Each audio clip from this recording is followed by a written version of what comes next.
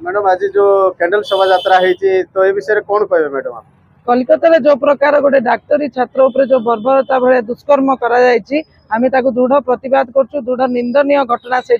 गोटे माँ भौणी एवं जो जो छुआ माँ पेटर जन्म ग्रहण कर आसिकी गोटे नारी को गोटे भौणी को गोटे जननी सदृश ताकू जाइकी जो प्रकार जघन्य भाव में दुष्कर्म कर तार दृढ़ प्रतिवाद करुँ आउ से झील को आमको न्याय मिलवा दरकार आज कलकत्ता है काली आम ओडिशा रे हेबो काली आम नवरंगपुर जिले में हेबो ता कही हम नहीं से आम आज समग्र जिलार